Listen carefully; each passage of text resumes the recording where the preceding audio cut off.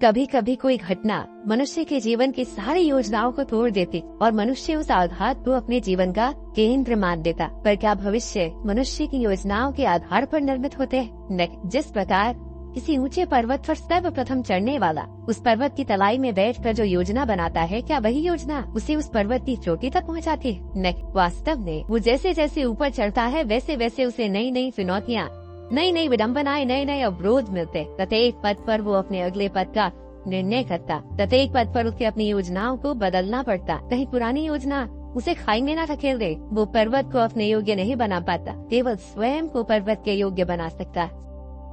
जब मनुष्य जीवन में किसी एक चुनौती, एक अवरोध को अपने जीवन का केंद्र मान लेता है, अपने जीवन की गति को ही रोक देता है, तो वो अपने जीवन में सफल नहीं बन पाता और न ही सुख और शांति प्राप्त कर पाता। अर्थात जीवन को अपने योग्य बनाने के बदले स्वयं अपने को जीवन के योग्य बनाना ही सफलता और सुख का एकमात्र मार्ग नहीं। स्वयं विचार कीजिए।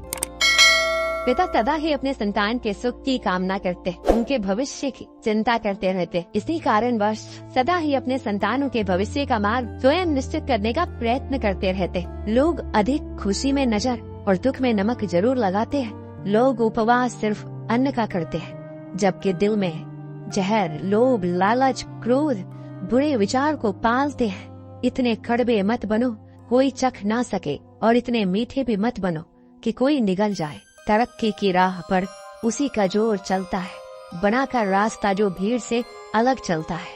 ये वक्त है साहब, दिन सबके आते हैं। ऐसे लोगों से बचिए जो आपके मुंह पर तो मीठी बातें करते हैं, लेकिन आपके पीठ पीछे से आपको बर्बाद करने की योजना बनाते हैं। याद रखना, जिंदगी तुम्हारी है, लोगों की नहीं। मन साफ रखोगे तो सुख भी आपको ही मिलेगा। इंसान के लिए दो ही चीजें हैं, ईश्वर का डर और ईश्वर का डर। ईश्वर का डर रहेगा तो इंसान गुनाहों से बचता रहेगा और ईश्वर का डर रहेगा तो उनकी कृपा बरसती रहेगी। दुखों के बावजूद इंसान उस पर विश्वास रख रहा है और यकीन मानिए आपके हर विश्वास की कीमत समय आने पर जरूर देते हैं। सहने वाला जब जुल्म सहकर भी मुस्कुरा रहा हो, उस इंसान का बदला स्वयं श्री कृष्ण लेते हैं। परमात्मा का शुक्रिया अदा करने से दुख खुशियों में बदल जाते हैं। जिंदगी बहुत छोटी है, जो हमसे अच्छा व्यवहार करते हैं उन्हें धन्यवाद कहो और जो हमसे अच्छा व्यवहार नहीं करते उन्हें मुस्कुरा कर माफ कर दो। किसी को ज्यादा भाव दोगे तो वो आपको रद्दी के भाव भेज देगा, इसलिए किसी पर उतना ही लुटाओ जितना समेट सकते हो। भाग्य भी उसी का साथ देता है जो पहले खुद अपनी तरफ से सफलता प्राप्त करने के लिए कदम बढ़ाता है। लोगों को इस बात से कोई फर्क नहीं पड़ता कि आप खुश हो या नहीं, उन्हें तो बस फर्क इस बात से पड़ता है कि आप उन्हें खुश रखते हो या नहीं। पता है लोग हमारी कदर क्यों नहीं करते? क्योंकि हम उन्हें ये एहसास दिला देते हैं कि हम उनके लिए हैं, इसलिए उनको लगता है कि जब चाहे वो हमारा फायदा उठा सकते हैं। वो जैसे चाहे हर चीज आपसे करवा सकते हैं। दुनिया में सबसे ताकतवर इंसान वो है जो धोखा खाकर भी लोगों की मदद करना नहीं छोड़ता। जिस दिन हमारा मन परमात्मा को याद करने और उसमें दिलचस्पी लेना शुरू कर देता है, उस दिन हमारी परेशानियां हमसे दिलचस्पी लेना बंद कर देती है। चाह क्या है, बस परिस्थितियों से बना हुआ एक पुतला। खुशियों का कोई रास्ता तय नहीं होता, हर इंसान को अपने लिए खुद ही रास्ता बनाना होता है। ये बात जिसने जान ली, समझो खुशियों ने उसका पता लिख लिया। जितना त्याग करोगे उतना प्राप्त करोगे। लोग क्या कहेंगे? पहले दिन हंसेंगे, दूसरे दिन मजाक उड़ाएंगे और तीसरे दिन भूल जाएंगे। इसलिए लोगों की परवाह मत करो, करो वो जो उचित हो, जिसमें तुम खुश हो। रख भरोसा खुद पर।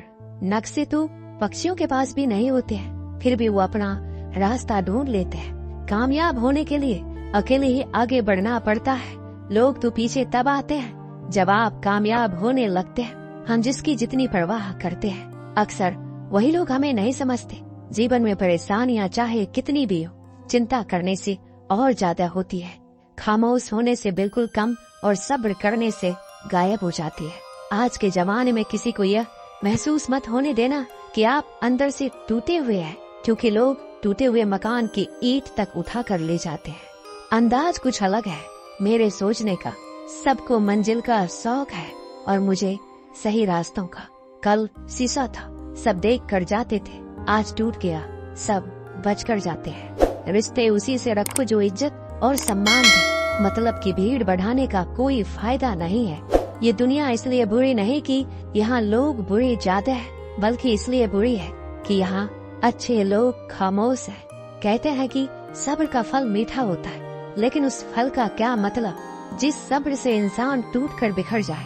कभी यह सोचकर कमजोर मत पड़ना कि आप अकेले हो, बल्कि ये सोचकर हमेशा डटे रहना कि आप अकेले ही काफी हो जो आपकी पीठ पीछे बात करते हैं। इनका सीधा सा अर्थ है, आप उनसे 2 कदम आगे हैं। हमारे पास जो कुछ है उसका आनंद हम तभी ले पाएंगे जब हमारे पास जो नहीं है उसकी चिंता करना छोड़ देंगे। बिना मतलब के कोई भी आपकी इज्जत नहीं करता, इसलिए खुद को इतना सफल बनाओ कि बिना मतलब के भी लोग आपकी इज्जत करें।